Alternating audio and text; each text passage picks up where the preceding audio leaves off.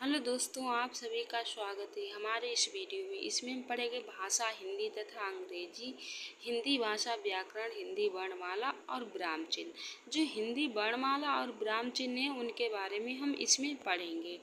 तो इसमें हमें क्या है, कुछ उदाहरण प्रश्न जो हमें दिए गए। पहले हम क्या करते हैं, पहले टॉपिक को कंप्लीट कर लेते हैं, वर्णमाला और विराम चिन्ह को पढ़ लेते हैं। विराम चिन्ह क्या होते हैं और वर्णमाला क्या होते हैं। तो यहाँ पे पहले हम वर्णमाला पढ़ लेते हैं। तो वर्ग या अक्षर या ध्वनि को कहते हैं। वर्णमाला क्या कहते हैं? वर्ण या अक्षर ध्वनि को कहते हैं, जिसके टुकड़े नहीं हो सकते। वर्णमाला क्या है? जिसके हम कोई भी टुकड़े नहीं कर सकते हैं। अक्षरों या वर्णों के समूह को वर्णमाला कहते हैं। जो अक्षर या वर्णों के जो समूह होते हैं उन्हें हम क्या कहते हैं? वर्णमाला कहते हैं। मूल रूप से हिंदी में 52 वर्ण होते हैं, जिसमें 11 स्वर होते हैं। तो आ ई उ रिस रे ए ओ ए। और व्यंजन कितने? 35 व्यंजन। का वर्ग के क्या है? का खा गा घा अड़ा।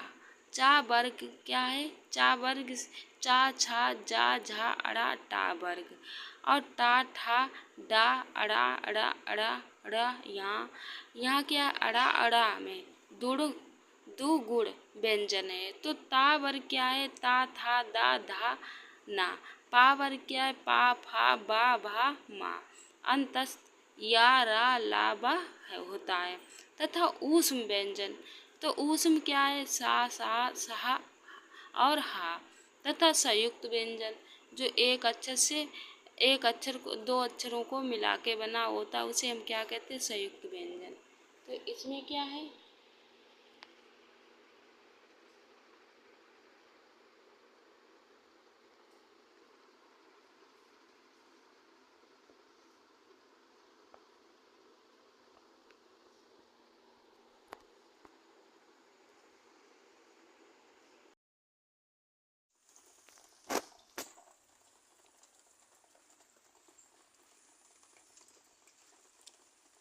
संयुक्त व्यंजन छा, का प्लस चा त्रा, ता प्लस रा ज्ञा, जा प्लस अड़ा तथा स्रा सा प्लस रा है।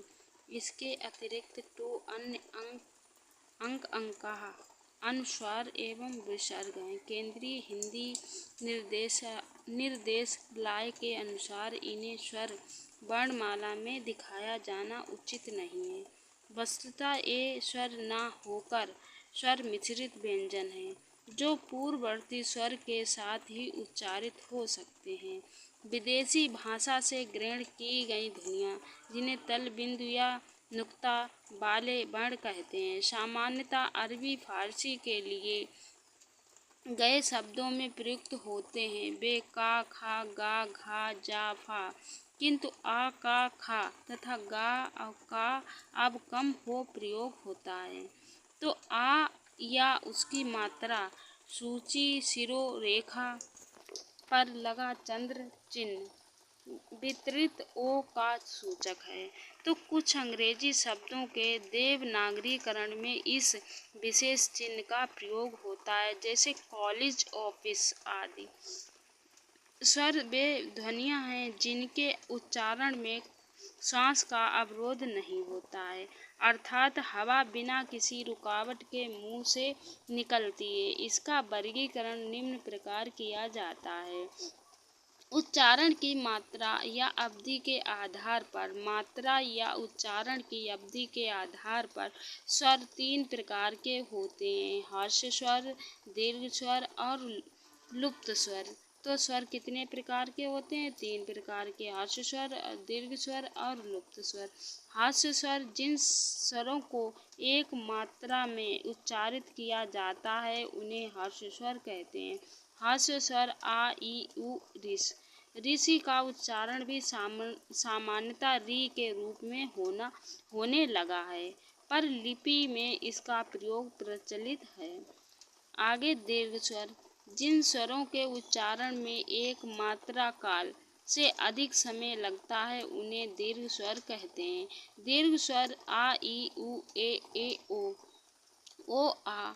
इनमें से आ ई उ क्रमशः आ ई उ के स्वर दीर्घ रूप हैं। ए ओ का उच्चारण कभी आर्य के समान होता है, जैसे पैसा, मेत, बेल, बैरागी, औरत, मौसम, मौन आदि, और कभी संयुक्त स्वर की तरह, जैसे मैया, नैया, नैया, कौवा, कौआ, हुआ, हौवा आदि।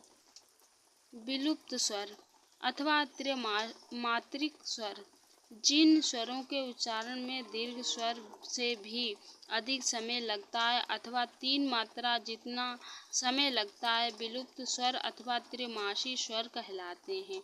इनका प्रयोग बहुधा रोने या गाने, चिल्लाने अथवा दूर से पुकारने के लिए होता है। तो नाटक के संवादों में भी इसका प्रयोग किया जाता है, जैसे रा। अनुनासिकता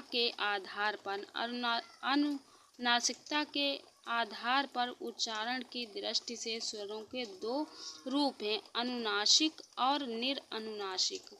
तो अनुनासिक स्वर, जब स्वर का उच्चारण करते समय कुछ वायु मुंह और मुख नासिक से निकलती है, तब वह अनुनासिक स्वर कहलाता है। लिपि में अनुनासिक इंगित करने के लिए स्वर के ऊपर चंद्र बिंदु लगा देते हैं, जैसे हंसना, चांद, ऊंट आदि क्या है, जहाँ वर्ण की शिरोरेखा के ऊपर मात्रा लगी होती है, तो वहाँ चंद्र बिंदु की जगह अनुस्वार का चिन्ह लगाना मान्य हो गया, जैसे मैं, चौकाना आदि। अनुनासिक स्वर, जब स्वर का उच्चारण करते समय वायु केवल मुख से निकलती है, तो क्या है, तो वहाँ अनुनासिक या मौखिक स्वर कहलाता है। आ से ओ तक सभी स्वर निरअनुनासिक स्वर हैं, जिन ध्वनियों का उच्चारण करते समय श्वास मुख, बिगर के कंठ, तालु आदि किसी अवयव से बाधित होकर निकलती हुए उन्हें व्यंजन कहते हैं। विभिन्न आधारों पर व्यंजनों का वर्गीकरण इस प्रकार है। स्थान के आधार पर